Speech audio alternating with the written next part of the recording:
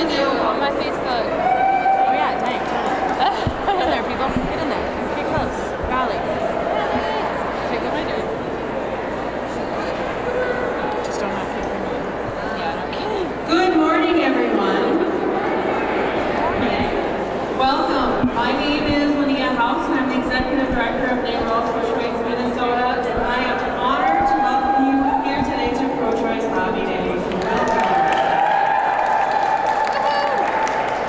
First, I want to send out a special thank you to everyone who took time from their busy lives to come here to St. Paul and talk with your legislators.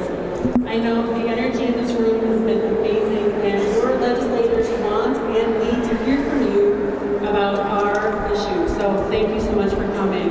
And then second, I want to make sure that we take time to say, as Tim Stanley said this morning, we send a special thank you to Governor Dayton for his leadership for the last 2 years. So thank you, Governor. So friends, year after year, there are groups and there are legislators at work that want to strip away the rights of women. They want politicians to make healthcare decisions for us, and they believe that they are better able to decide what's right for me, my family, and my life. So that's why I'm so happy to see you all here today. We know that no one else should make that most basic decision for us. Our opponents are working hard to take away those rights, whether it is blocking funding for abortion for women, creating laws that attack our abortion providers, or restrict a woman's right to contraception. We know that some politicians want to ban all abortions, and thankfully in Minnesota, they cannot. But instead, they are trying to take away insurance coverage in order to make abortion unaffordable. But we all know that politicians should not interfere with a woman's ability to make her own healthcare decisions. These politicians are out of step with our values and our priorities, and that's why we are here fighting. Some of these state legislators want to know about your most private affairs. They want their values, not yours, to limit your health options. And friends, again, this is why we're here today. Our opponents are well-funded, they are power-hungry, and they have considerable power. And that is why we cannot rest, why we must reclaim all the rights that have been chipped away, and continue to forge ahead with new, health-positive policies. Your state lawmakers need to hear from you, the pro-choice community, that we support and respect women's lives. We have the power. Together, our voices will be heard. I am so honored to be with you all today, and we have a wonderful list of speakers who will be now presenting to you a whole host of perspectives on why they are here and working with you all. So my first speaker today is Rabbi Aaron Winiger. He is in his first year as assistant rabbi at congregation in Minnetonka. He has served congregations in Statesville, North Carolina, Portland, Maine, Sag Harbor, and White Plains, New York. He is trained in congregation-based community organizing and spoke of GLBT inclusion as part of the Jewish Social Justice Roundtable at the White House. Please welcome the rabbi.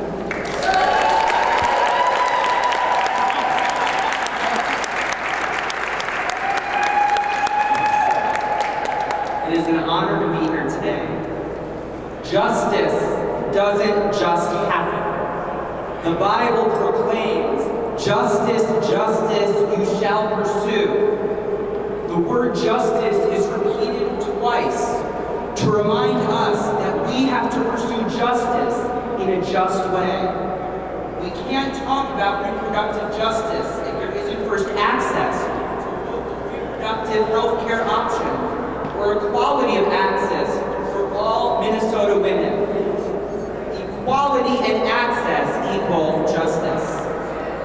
Justice doesn't just happen. 96% of Minnesota counties have no abortion provider.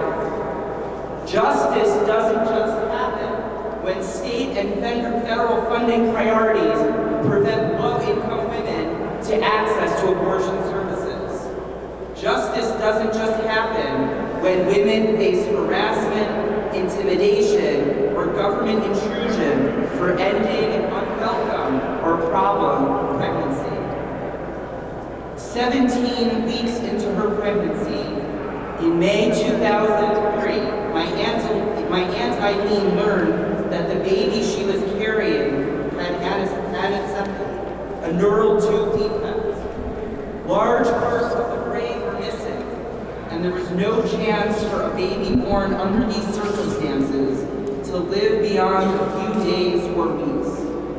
My Aunt Eileen decided to have a late-term abortion that would later be banned in the so-called Partial Birth Abortion Act, upheld by the Supreme Court in 2007. My aunt turned to her 2 children, her husband, and to her faith in God to inform her decision. Justice doesn't just happen. It takes action, it takes thought, and it takes all of us standing here together. I stand here as a rabbi, a person of faith in this great capital. As I stand in this great state, my faith in God allows me to transcend many miles and a couple of degrees in weather, to stand in solidarity with my Aunt Eileen on the East Coast. But let us pursue justice in a just way locally and nationally, so that access and equality equal justice here in Minnesota and throughout our great nation. The Bible asks us to do the work of justice in a just way because it believes justice doesn't just happen. In our struggle today, we believe it takes access and it takes equality. Justice doesn't just happen when the federal government or state government plays the role of a vengeful God. Only God should play the role of God. And a just God asks us to pursue justice in a just way. We pursue justice in a just way when we write our legislators and gather at the Capitol, when we engage as people of faith to insist on access and equality in God's world. Justice doesn't just happen. We stand next to one another, to our partners, to our faith communities, to our neighbors in Minnesota, and to our aunts on the East Coast, because we believe justice happens when there is access and equality. Justice doesn't just happen. Access and equality equal justice. Let's hear the Bible's call to pursue justice in a just way, and let's make it happen.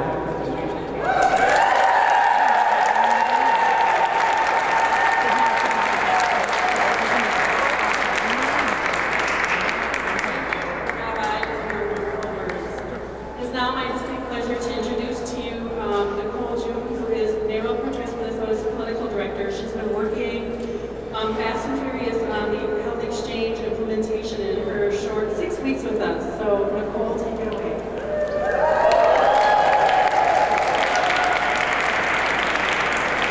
Hello, it's really great to see all of you here today, standing up for women, standing up for choice, and standing up for justice.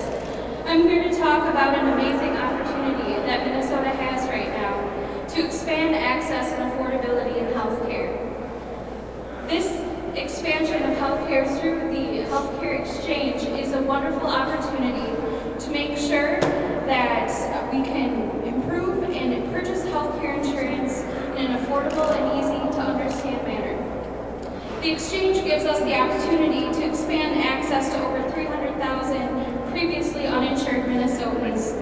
And with the recent expansion of Medicaid, which will cover over 85,000 people, we have an unprecedented opportunity to give Minnesotans the health care they need. While we have this great opportunity, we need to make sure to remain vigilant and make sure the exchange is implemented in a way that is responsible and good for all Minnesotans, especially women and their families. States across the country have put bans on insurance coverage for abortion, and we cannot let that happen here. As we've been saying all morning and throughout this legislative session, we need to make sure that whether a woman has private or government-funded health insurance, every woman should have coverage for a full range of pregnancy-related care, including abortion. We also need to make sure that there are no gaps in insurance coverage for women that need it the most. We need to make sure that all health care options are covered. So that's why we're here today at the Capitol, and that's why we'll continue to be at the Capitol as this is implemented, and we will continue to contact our legislators, and we will continue to have throughout our communities. We need to show the legislature that we Minnesotans don't want politicians telling us what personal health care decisions we can make and what's best for us. We want to make our own personal health care decisions about the care we need, and the Minnesota Healthcare Exchange is a great opportunity to do just that. So let's make sure that we're here, we talk to our legislators, and we continue that conversation and create a healthcare exchange that we can all be proud of. Thank you.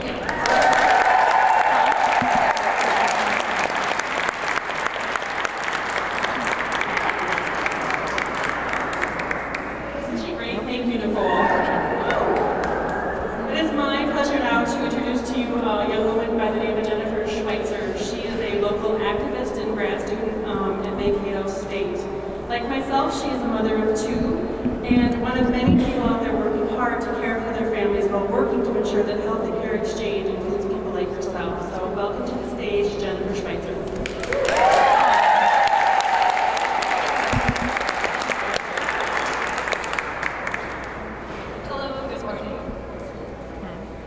Hello and good morning. Good morning. Thank you, Lydia. They say that every good speech opens with a quotation. So in the spirit of that advice, I'd like to open with a couple that I find particularly relevant today.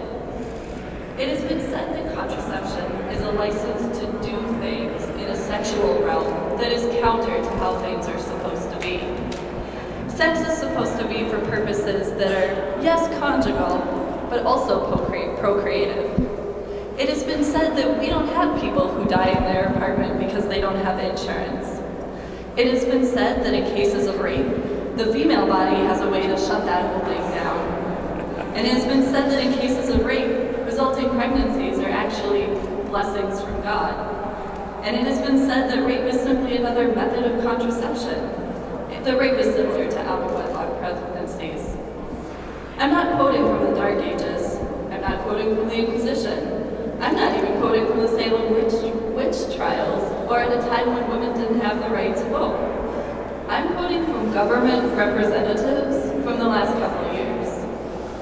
The issue of healthcare is a very personal, very important one to me. Because while my health is the only thing that's standing between me and death, I'm a full-time grad student, a full-time mom of two, and I work 2 jobs. And as I'm sure anyone who fills any of these roles can attest, a 40-hour work week sounds like a dream. However, earlier this year, when I accepted my part-time internship at NARAL, I found out that I was going to lose my health coverage because my income exceeded the allowable amount by $11. Has anybody tried to purchase a health insurance plan for $11? We pride ourselves on being a meritocracy, a place where hard work and playing by the rules will bring you success. But how successful can you be if you're one accident or one illness away from bankruptcy? We have an incredibly exciting opportunity before us now in Minnesota to expand health coverage to thousands through the Healthcare Exchange. I will urge you all to talk to your legislatures about the importance of making sure that everyone has health insurance and that no one has to worry that being injured or sick will cost them everything, up to and including their life. As Hillary Clinton has said, I believe the rights of women and girls is the unfinished business of this century. It is time to acknowledge that healthcare is a human right and start treating it as such. You cannot have maternal health without reproductive health. And reproductive health includes contraception, family planning, and access to legal, safe abortion. Please join me today in helping make this a reality for thousands.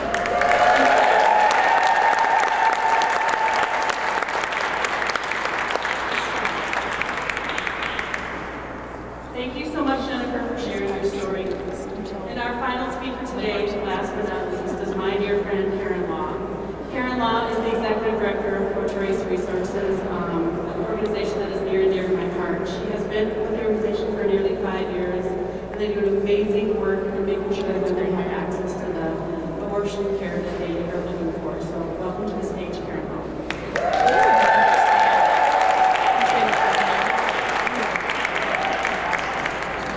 Good morning, everyone. Thank you, Lydia, my dear friend, as well. buddy, friend, partner, all of those things. It's so wonderful to see and heartwarming to see so many familiar faces this morning, but I'm also taking great joy in seeing so many new faces. So I want to thank you if this is your first time at Pro-Choice Lobby Day. And again, a show of hands, and folks, this is your first time here today. Woo! How many of you have been here as many times as you can remember? So I just want to thank all of you for supporting the work that all of us do and supporting women in the state of Minnesota. I've had the great pleasure of working for an organization that has served women and youth and their families in Minnesota for over 45 years.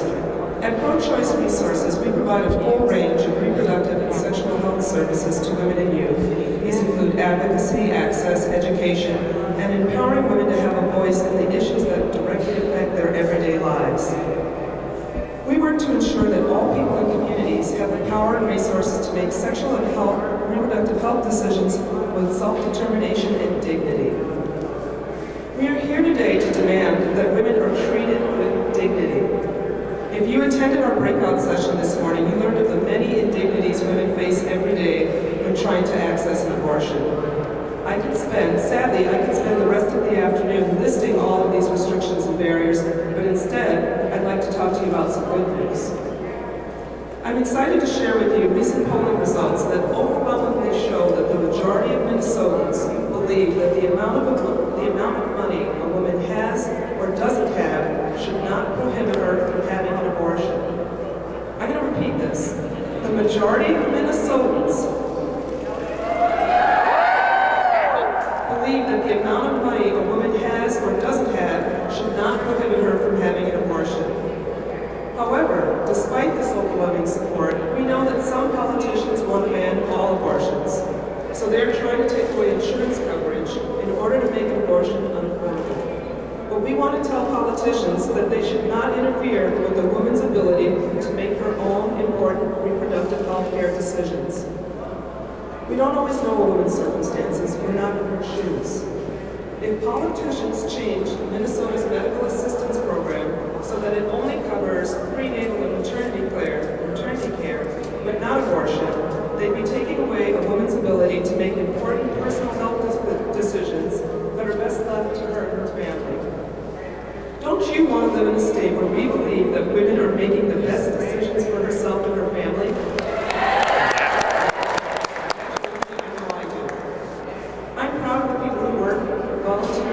Pro-Choice Resources because every day we ensure that women have the resources to make the decisions that are best for herself and her family.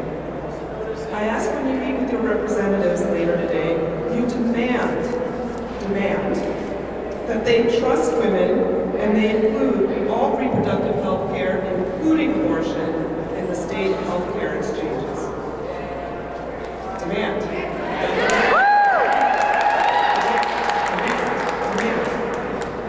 I often feel like I'm preaching to the choir when I see all of your beautiful faces. So, my charge to you, I'm going to preach. I'm going there. Tell it. I'm going to start your collar in a minute, Kelly. So, choir, I'm asking you to lift your voices and sing through these hallowed halls that we demand abortion care for all and without restriction. Thank you.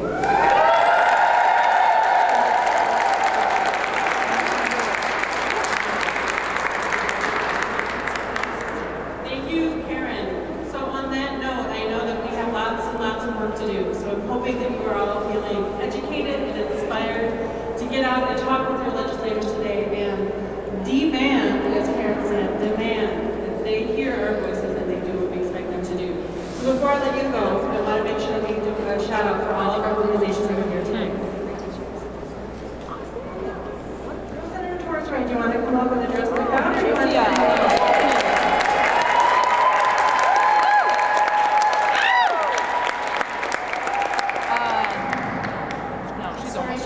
But I had a bunch of engineers in my office that I had to come here. Thank you for being here and for being a strong voice for all women. We need you here. I told the constituents that came to my office that this has been issue of class. I really believe in that. It's not only an issue of gender, but it's an issue of class.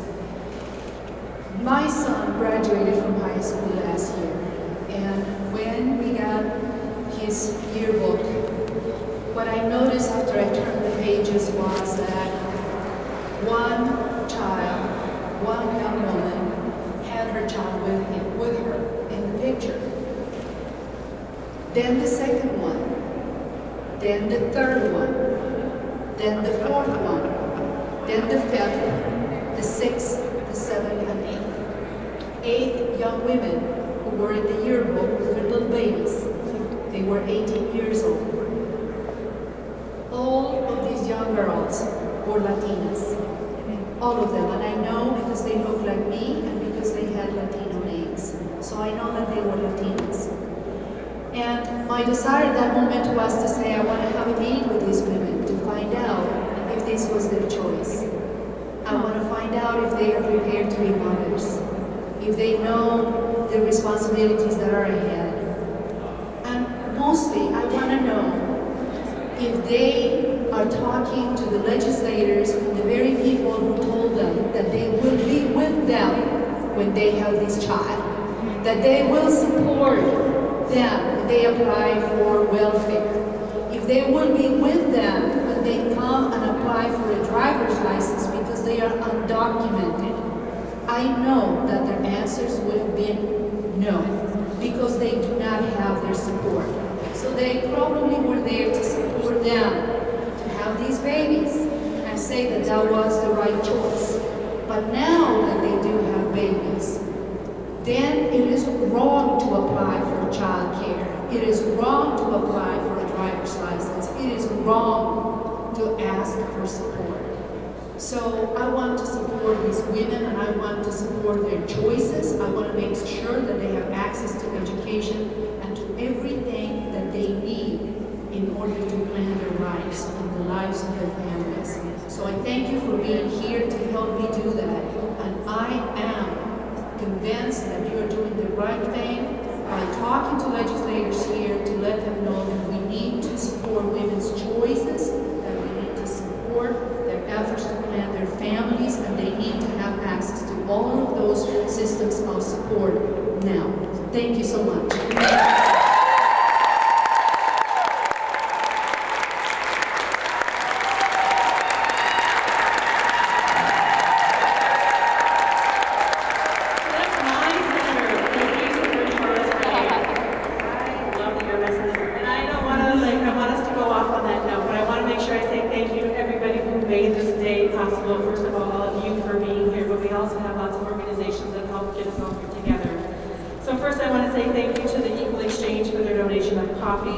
We also have the Jewish Women's Morning at the Capitol. Welcome and thank you for coming.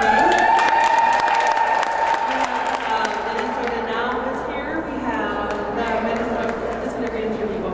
The Minnesota Religious Coalition for Reproductive Choice, the Minnesota Women's Consortium, the Darrow for Choice Minnesota Foundation, we have Nursing Students for Choice, Planned Parenthood North Dakota, Pro-Choice Resources, the Women's Health Center in Duluth, they prefer this day leave, and the Women's Student Activist Collective. So we are all mighty together, so let's raise our voices together and get out there and have our conversations. Lunch is downstairs in the Great Hall. If you have to go to your lobby business, it will be there for a while. Have a great afternoon. Thank you so much.